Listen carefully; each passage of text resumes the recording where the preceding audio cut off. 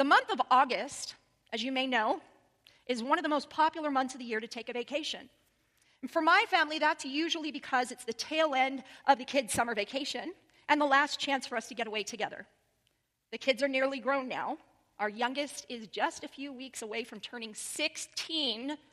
Watch out. Fair warning, he's going to drive.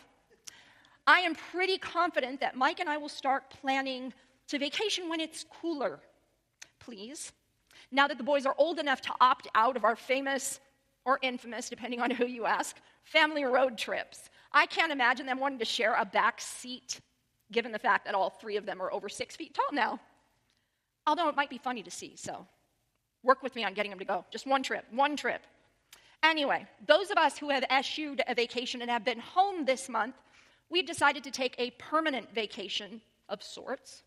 A vacation from those attitudes and beliefs which keep us from expressing God's love, being God's light, and living God's truth. And this week, we bring our Take a Vacation theme to a close in what I think is a really fun way, with the help of some familiar faces. One of Ernest Holmes' most famous sayings, and probably a favorite, was change your thinking and change your life.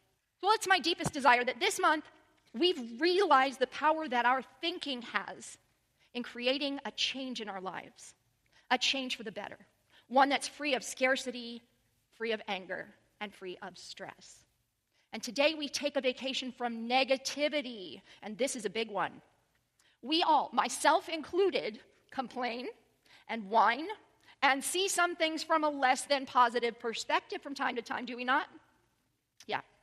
As I was thinking about how to approach this topic, I remembered a story from a wonderful old book called Your Aladdin's Lamp.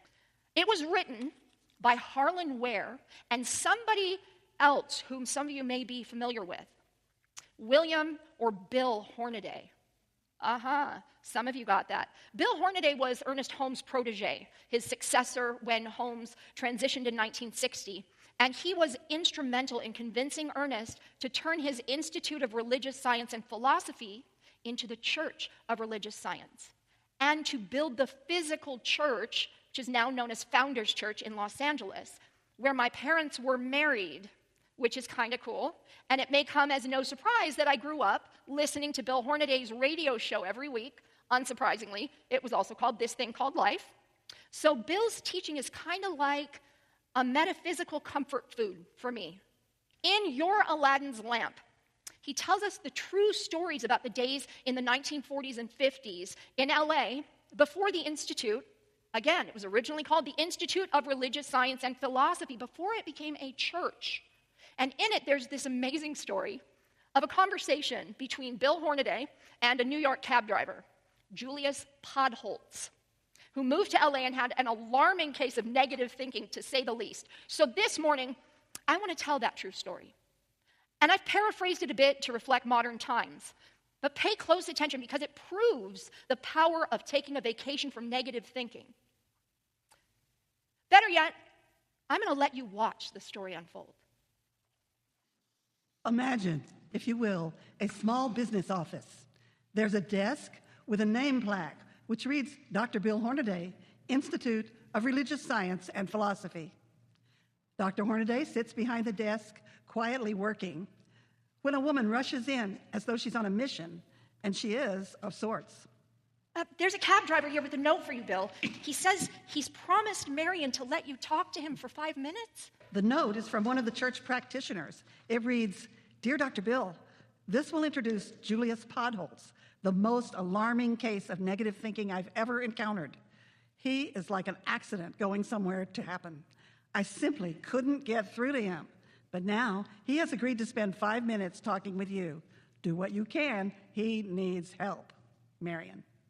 This crazy dame give me this here $50 bill to listen to you for 5 minutes, Doc. Start talking. Julius looks pointedly at his watch. Hey, you a head shrinker or something? Definitely or something. Tell me, Julius, when did you leave Brooklyn? Oh, smart. Notice my accent, huh? I left one whole terrible year ago, Doc. I was out of my mind. Out of the frying pan into the fire, that's me. Any dimwit would have known. Not Podholtz. Things aren't going well? Things stink, Doc. How did you happen to come west? Sunshine. Sarah, my wife, talks about California sunshine. You ever see the sunshine through the smog, Doc? Right away, I got asthma, can't smoke, gain 18 pounds, got headaches, and feel sick. But the kids get big California appetites, eat like monsters. You know how many meals I gotta provide? 18 a day. In a week, it's 89. In a month, it's 272. In a year, it's astronomical. And me, getting 50-cent tips, driving a cab. Brother, how I long for the noise and stink and freezing cold and sweat and heat of Brooklyn. Now, I'm stuck now. Know what landed us here? Sarah. Way back when we was first married, she made a deal with me. She said that she'd stop complaining about these Saturday crap games I used to play, but I had to agree that if I ever won big, I'd have to move us to wherever she wanted. And so I agreed. It was all fun and games until I won. And how? On a throwaway bet even, California sunshine, she says. It'll be great, she says. And out we come, those chomping monsters eating hamburgers like locusts across all them states and deserts, looking for sunshine, see? And landing in the thick, black smog. It's a par for the course, though. That's me. That's potholes. I see. Tell me, how old are you, Julius? Younger than I look, Doc. I aged lately. Nothing ages an old hack like a 50-cent tip. How does one earn a 50-cent tip? You got the right word, Doc. I sure earned it. You know what I done? I carried grocery snacks up 3 flights of rickety stairs for a little old lady I drove home the other day, and she give me 50 cents.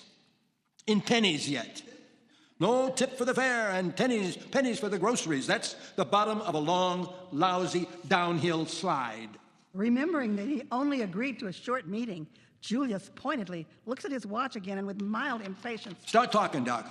I'm holding still for it. $50 for 5 minutes, the lady gimme. First big tip in the Golden State, hey? What kind of racket is this anyway? At the moment, I'm doing research for a book. So you're a taxi driver, correct? Tell me, have you got a good cab? Me? A good cab? Doc, you never saw anybody get so many lemons. I got lemons all the time. I had a tire blowout when I wasn't even sitting in it. I was on a stool having coffee. Another time I'm parked at a diner, having lunch. And guess what? A juvenile skids around the corner and bashes my fender flat. How's that for terrible? And once on a freeway at night, my gas tank sprung a leak for no reason. But I didn't find it out until we was in the country. And my fare was a big, gimpy guy with a sprained ankle, late for his appointment, and I had to almost carry him a mile. And then it started raining. He had a big bleeding heart from everybody out here. Mr. Nice Guy, he tips me 2 measly bucks and then digs around and adds another 50 cents. Big spender, that guy. And your wife? Sarah, is it? Tell me about her. Sarah? She's got a new thing she's into lately, Doc. She's trying for culture, see? Like yesterday, in a bus, she finds this magazine somebody threw away, Gourmet. It's spelled with a T, but you say it gourmet. Now, listen to this. I'm here getting 50-cent tips, and thanks to a dumb magazine, she wants to cook with butter and serve hors d'oeuvres, whatever that is. Imagine them little monsters eating hors d'oeuvres. Life's been using you pretty hard, has it, my friend? Now look, Doc. Life don't use me no harder than anybody else. Life stinks. It's hell. How does Sarah feel about it? Huh? How should she feel? She's one of them dolls that keep choking back the tears. I like it better when they just bust out and cry. Tell me this. Do you love her? Does she love you? Huh? Did you love each other when you were married? Hey, what is this racket? This one of them marriage consultations? How would you like to make another $50? The words surprise both Bill and Julius. Julius gives Bill his steely attention. Then he puts his cap on and tilts his head back, looking at Bill with his eyes shadowed by the visor. The gesture conveys caution, contempt, and his imminent departure. Doing what exactly, Doc? Research. Yeah? This going to be a paper chase or something? What's next? Not at all, Julius. I just want you to try an experiment. Whether it works or not, I'll give you $50 at this time next Friday morning. Yeah? Experiment with what? Your mental attitude. Attitude? Me? What do you mean? This is the Institute of Religious Science. We have a theory. which has proven out consistently for almost 30 years. May I interject for a moment here? Remember, this was written in the 1950s. That means the research he's talking about began in the 20s, 1927 to be exact. Let's do the math. Why, that's almost 100 years of affirmative, confirmative proof, my friends. How about them apples? We believe that everyone, including you, Julius, has something within them which can be used to change everything they dislike in their life. Julius stands, hitches up his pants, cocks his head, and regards Bill sideways. But he is listening intently. There's a technique we use. We've discovered that everything in life responds to our attitudes, our ideas. If you think people are unappreciative, they will be. If you expect a bad day, you'll have one. If your mind is grudgingly fixed on small tips are exactly what you'll get, or none. If your service is rendered only for money, you may miss out entirely. So let's see how that's working for you. Your present attitude has bought you 50-cent tips. You admit it. It's also given you an old, stained jacket, 5 o'clock shadow, hard luck, and cabs that break down. If I show you the technique we use, if I tell you exactly how to do it, will you reverse your attitude? Will you sweat out the affirmative and report back to me on Friday? Reverse my attitude? Flip it over. Right now, you view everything through dark-tinted lenses, peering into shadows and ignoring the light. Are you so stubborn as to believe that's the only perspective there is? Sweat out the alternative? Huh? If you do this, it won't be easy. You'll earn your $50 if you manage to be consistent from now until Friday. You'll have to climb out of the hell you say you're in. What's this you're talking about now? A self-created hell. That's the only kind there is, Julius. Are you willing to do some tough work without letting yourself slip up and go back to your current default attitude? Julius nervously shifts his weight to one leg and now stands hip-cocked with his hands in his hip pockets and his head back as if seeking answers on the ceiling. You'll have to watch every thought, every word you say, and you'll consistently substitute love for hate. You'll have to think, speak, and behave in the exact opposite way you do now. You'll have to be positive all the time. Willing to try it? Or do you think you're too far gone? I'm not the kind of guy who'd turn down a wager, Doc. What comes first? First, courtesy, which is one aspect of love you may not have tried lately. Be polite. In fact, be enthusiastic. When a fare hails you, greet them cheerfully. Get out and open the door. Get out and open the door? Exactly. And smile. I know it's been a while since you've done it, but I hear it's like riding a bike. It'll be easy to smile once you get the hang of it. You might even like it. And don't allow any negative remarks past your lips. Nobody sees the whole truth, Julius. There are as many viewpoints as there are people, but you have a choice. And until Friday, you're to take the bright side. It's kind of like a gimmick, huh? It's like tuning the knob on a TV set. Try it. You might possibly tune in.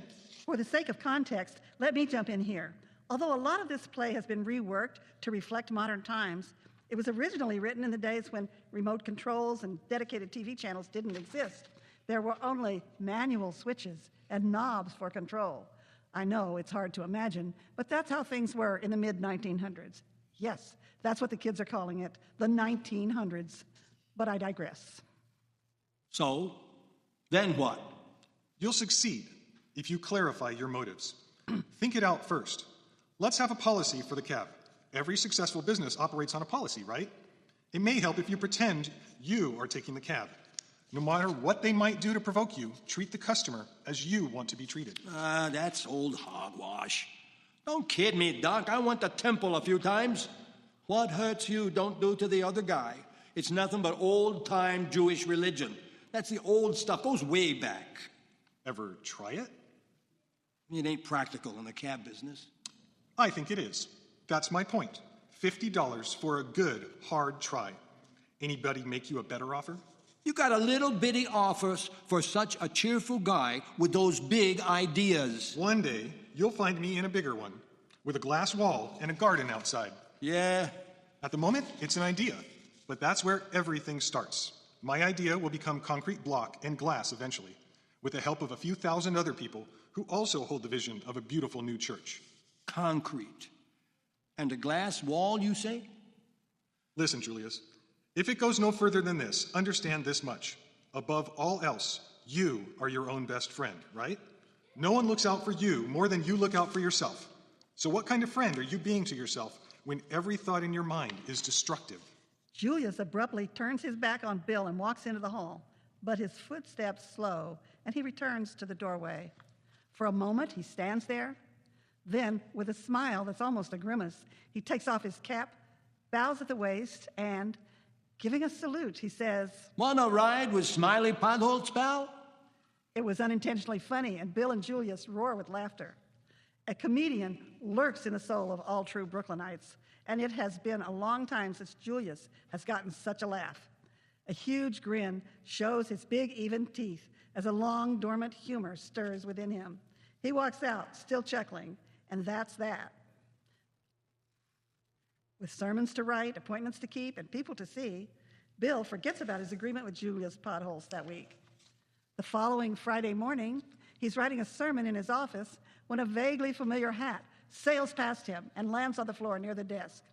It is worn, battered, but somehow jaunty. Julius Potholes, grinning from ear to ear, comes in to retrieve it. "Keep your $50, Doc. Brother, this stuff sure works." Things are all right now? Well, yeah, everything's terrific, except for Sarah, anyway. What's wrong with Sarah? No communication. She's got it in her head I've been shooting craps again, huh? Reaching into his pocket and holding out a fat wallet that's nearly bursting with money, he says, "Look, see what I've made for myself since I seen you? That's all take-home pay, $1,046. You need any dough, pal?" Well, what happened, Julius? I want to hear all about it. Miracles, Doc. For a while I'm thinking it's a coincidence. Then pretty soon I figure it can't be, Doc. That's impossible. Wait till you hear this. It'll give you the chills. You know the first fare I got when I left here? Listen, I cruise over to the Chapman Park Hotel. See, and there's an old guy waiting and no cabs. He's a sad-faced, gray-haired, tired fella. I jumped out and opened the door for him. He seemed surprised. "Why, thank you," he says. He wants to go to the airport, so I start telling him about how great the freeways are that reversed what I used to say about them anyway, like you said. And then the more I talk, the better they begin to look. For real. More convenient-like and faster. And then I think of all the trouble the engineers went to mowing down houses, getting quit claims, all of the legal stuff they got to go through, and start telling him about it. Man, I noticed there's a kind of silence in the back seat. And when I looked in the rearview mirror, this guy's smiling like somebody just gave him the winning lotto ticket. And you know the kicker? Turns out he's under highway commission in Sacramento, and he ain't never heard no kind word about highways for 15, 20 years. He's got 55 minutes before his plane, and he says, "How about lunch?" He wants to hear all about it from an everyday Joe, see, like out of the horse's mouth. So he don't care how I look, see, and he takes me to this swell airport joint for chow. I keep pumping up good ideas about the freeways, compliments, see, and I got to be honest, Doc, I feel it. Honest to God, I do. And he takes notes in a little book. He follows me all the way to the door. We shake hands, and he give me $200. His fare was only $20. I swear, I started shaking. I was so surprised. I'm stunned, see? My cab is parked in the lot, and I go heading over there, still reeling, and who do I see standing right by my cab but an egghead with thick, horn-rimmed glasses, 4 suitcases, wants to go to Caltech in Pasadena. So we start going. He asks how things are around here, and I tell him it couldn't be better. I reverse everything about L.A., see? He talks smog. I talk clear blue skies. He talks crowded freeways. I talk speed. He gets to be like a game. Then he's watching the meter, and he asks, "How's tips?" Well, I tell him, tips is fantastic. Last guy, give me over $100, I tell him, because I didn't think he'd believe it was $200. But he don't want to be a cheapskate. So when we get to Caltech, he shells out the fare, which is plenty, and then he adds $300 bills. He was coming back from Las Vegas, and he won lots. How's that for wonderful? After that, I go to the Green Hotel. There's 4 cabs already in line. But right away, a convention full of people comes out, and I get a drunk guy, wants to go to the Coliseum. He's happy drunk, see, and loaded with dough. I give him the business, and by now I'm singing like a canary on a Sunday morning. Like actually singing. And well, that's the way it's been. Couldn't be better, except for Sarah. Did you tell her about this? Did you explain how it works? Doc, how can I? I come in whistling and she says, "Look out, kids, he's drunk." And I'm sober as an owl, I swear. And her saying that makes me kind of sore, you know? Then I shell out some dough on the table for her to buy herself this British raincoat she's always wanted. And instead of being happy about it, she gets all frowny. Says, "I've been shooting craps again." Doc, my blood boils. See, I can look on the bright side all day long when I'm away from Sarah. But when I get home, brother, Sarah and me got no communication. After all that, I froze up. And so she froze up. Now I go out of the house mornings, tap dancing and singing just to get into the mood, you know? And she thinks I got plastered during breakfast. Says she can't see how I did it, but I must have. That's her attitude, 100% negative. I want you to call her up, Doc. Tell her it wasn't no craps game. Tell her it's just this old Jewish philosophy you got me doing. Tell me, when was the last time you took Sarah out to dinner, Julius? Out to dinner? You mean out, like Chinese food or something? Can't remember? Well, it's well past due then. Take her out, alone, without the kids, to someplace special. And when the candles are lit and you've ordered her favorite dinner, tell her all about this. Tell her the truth. She ain't speaking to me. Now you're sounding negative. Care to rethink it? Well, I'm speaking, but she ain't. I've never known a spouse who didn't like to go out to dinner. No dishes, no planning, no household schedule to keep. Just a nice night out where somebody else does all the work. I don't know, Doc. I tried explaining this affirmative stuff to her, my best buddy.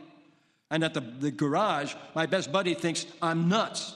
I mean, if he thinks that, what's Sarah gonna think? Sarah will listen. You've already let your example show what's happened. Although she's not showing it, she must secretly be puzzled. You reversed your thinking outside of your home, and amazing things happened. It will work at home, too. It works everywhere, Julius. It does, huh? You mean be all gentlemanly like, act all polite, pull out her chair for her and all, that whole bit? Okay, I'm gonna try it tonight. And he does. And it all goes as perfectly as he'd imagined it could.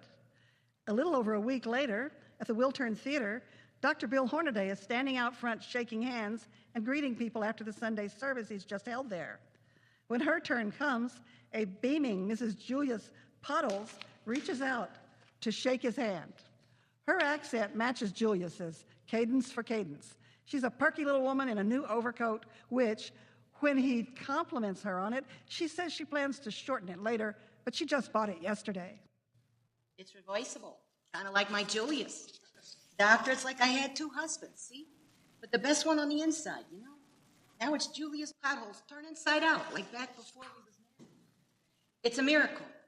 He takes me to Chansu's Cafe, and at first he sounds a little crazy, talking about some law we didn't know about, and how being polite is part of love and brings good reactions. And pretty soon, I gotta believe him. I mean, he's shining, in a way, kind of like a kid does when they really get excited about something. And I'm so happy to see him like that, and we keep on talking for a long time. And then he stops, right in the middle of a sentence and says, "And look, it's even working at home because look at us talk." He wants I should read up on philosophy and stuff and tell him more about it. My Julius ain't what you call a fast reader, you know. Why don't you two come in to see me? But I want to warn you, the rest of the way might not be easy sometimes. It's a curious fact, which each discovers in his own fashion. The coincidences, the answers to prayer, come tumbling over one another in the beginning, and then, once you're thoroughly convinced, suddenly there's work to do, and dry periods too, until sometimes, like the monk with the aching knees, the most devout find themselves saying, "I believe, help thou my unbelief." That's okay with me. We never had it easy. It used to be I could just bust down and cry. But Julius changed so much since we got married, but now I found out he's reversible, and so am I. I couldn't want for more now that my Julius is back. I now got hope, Doc. I got hope.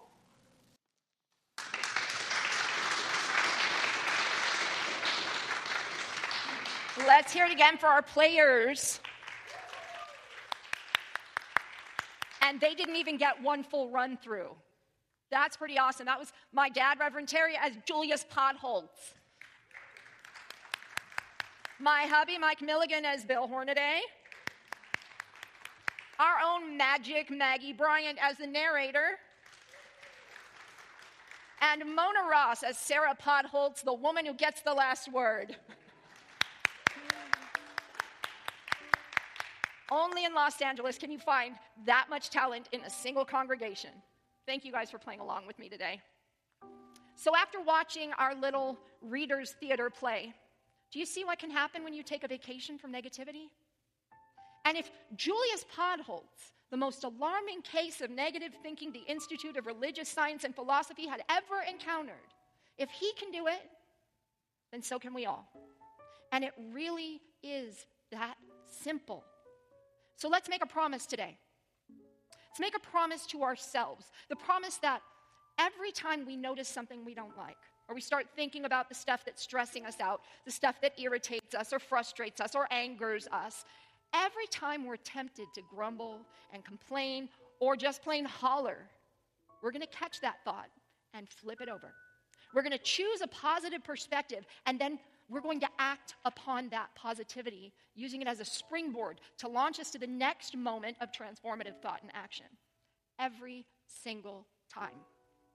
And we're going to seek every opportunity to express the positive, even and especially when we're surrounded by the negativity of others. And we're going to keep going until instead of thinking and saying the opposite of whatever negative thought we would normally default to, we erase that default altogether. Until the first thing we think in every situation we encounter, the first thing we notice is the good in it. And when we do that, we'll find that scarcity and anger and fear and stress and negativity, all those things we talked about this month, no longer exist in your life. It's really that simple. Thank you.